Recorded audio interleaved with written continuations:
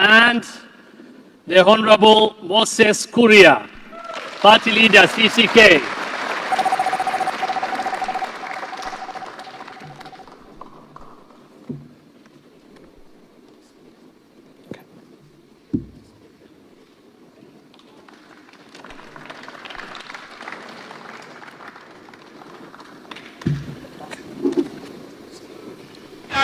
Ladies and gentlemen, welcome again. And before now, I introduce the party leader of UDA, and of course the Kenya Kwanza Coalition presidential candidate. I want to take you through the journey. And I'll start again. From Nairobi, Kenya to the world, it is my singular honor to welcome you all to this historic event. Okay. I'm being told the microphone imezimwa. Zima yangu. Sijui ni nani amezima. Zima yangu. Okay, I believe I'm audible now. Good. I'll start again. From Nairobi, Kenya to the world, it is my singular honor to welcome you to this historic event, the launch of the Kenya Kwanza Manifesto, the People's Manifesto, and we will tell you and describe to you why we call it the People's Manifesto. Freedom is coming.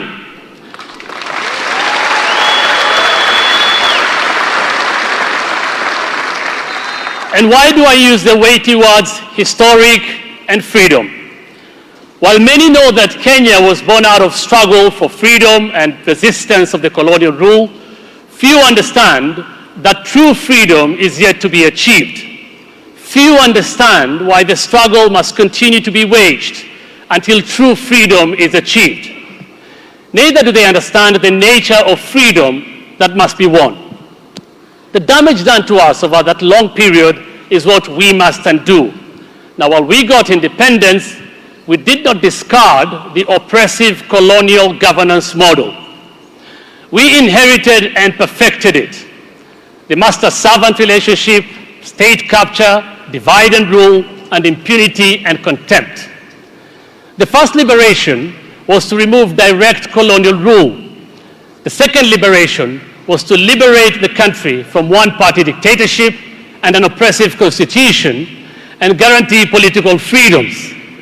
The third and final liberation should be based on the correct diagnosis of what the fundamental problem is. Kenya Kwanza, through the people, has diagnosed this problem. For the diagnosis and solution, ladies and gentlemen and fellow Kenyans, I now present to you His Excellency, the Deputy President and incoming President under the Kenya Kwanza Alliance and UDA Presidential Candidate, Dr. William Ruto.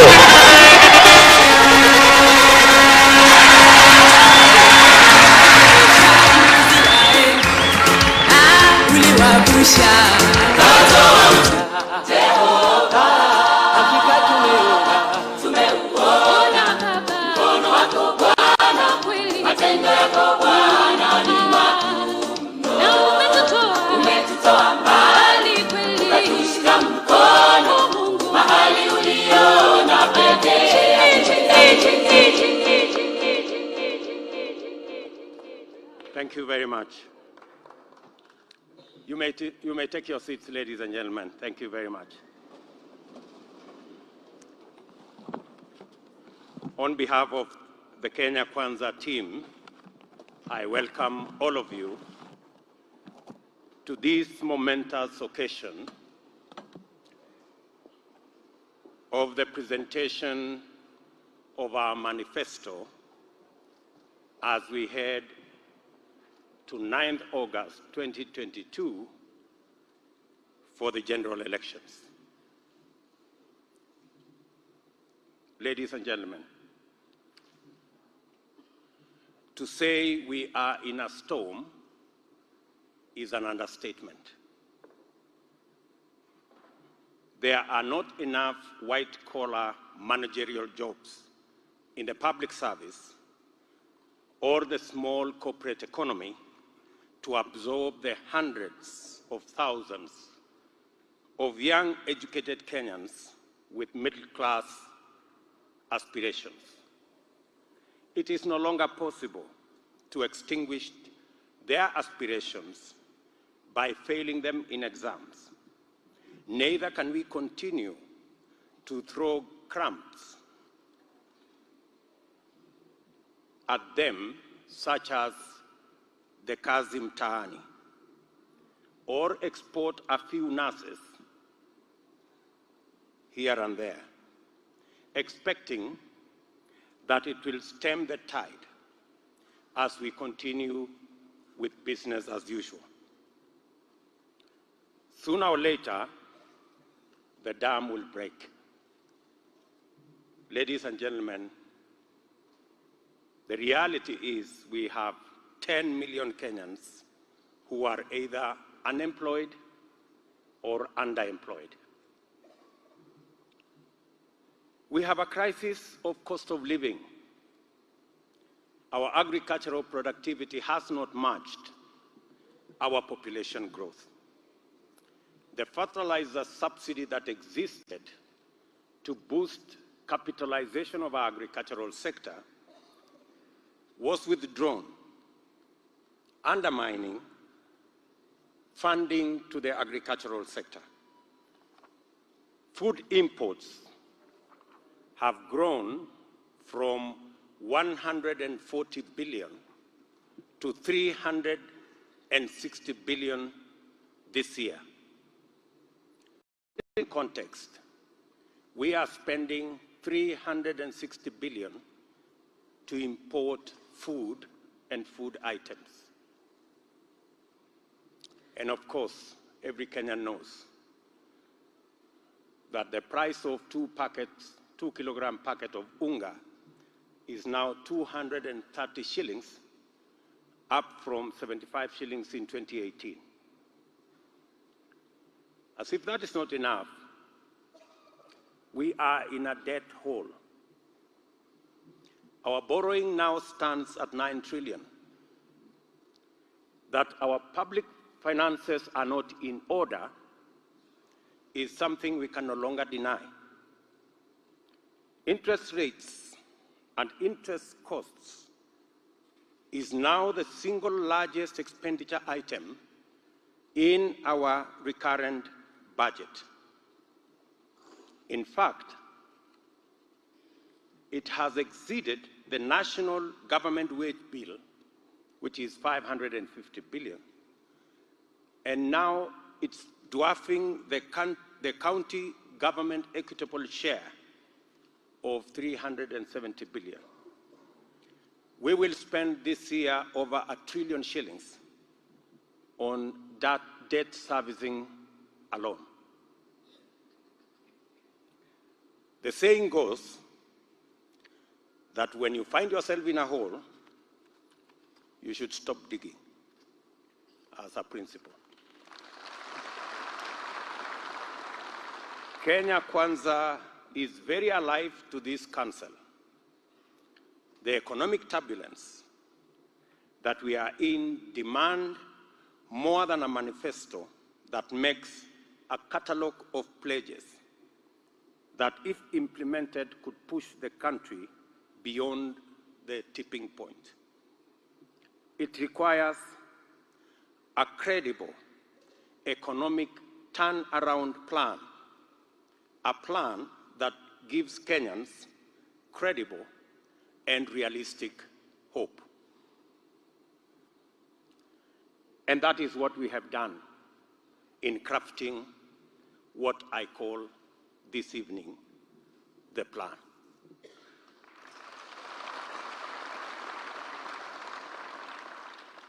The Kenya Kwanza team, majority of them seated here, we have traversed all the counties of our country. We have engaged the diaspora. We have engaged interest groups.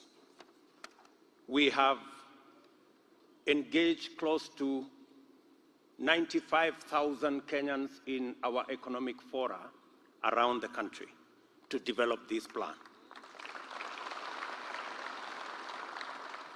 We have engaged close to 258 scholars, technocrats, economists, agricultural economists, and people of diverse persuasions.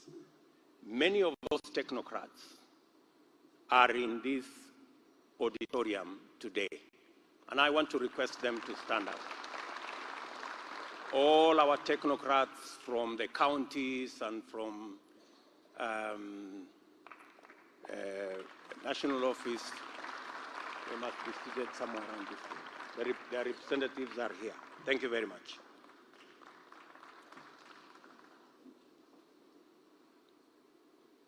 We are committed as Kenya Kwanza to pull out the country from this storm. And we start with what we have.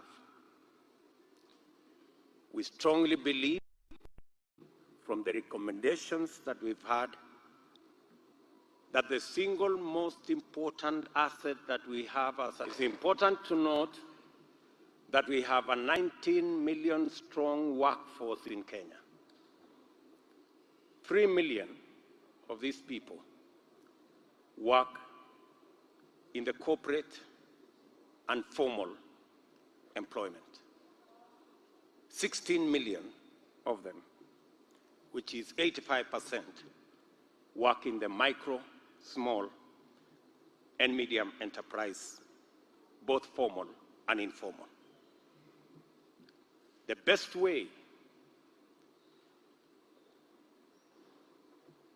to make our human resource productive is by capitalizing our human resource that is available to us.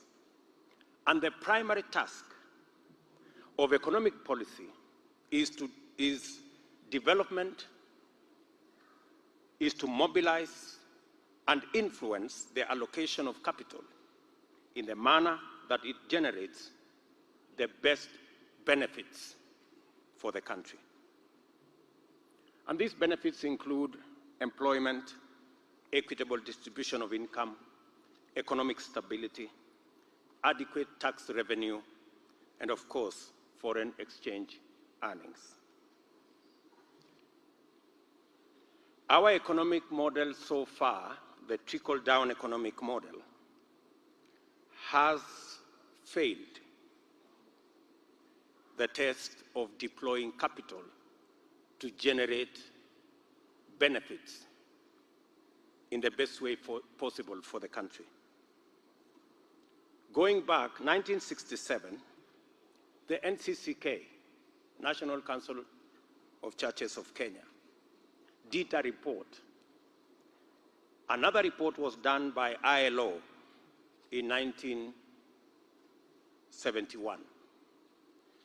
And also the sessional paper number 1 of 1986 diagnosed the problem and blamed the trickle-down economic model for our state of development. It also identified agriculture and the informal sector as the areas that have the highest economic returns in terms of employment and equity. When I talk about agriculture and I talk about the informal sector, it costs, the sessional paper number 1, $1 million to create one job in the capital-intensive formal manufacturing sector. It costs between 100,000 and 200,000 to create one job in the informal or informal manufacturing sector. And therefore,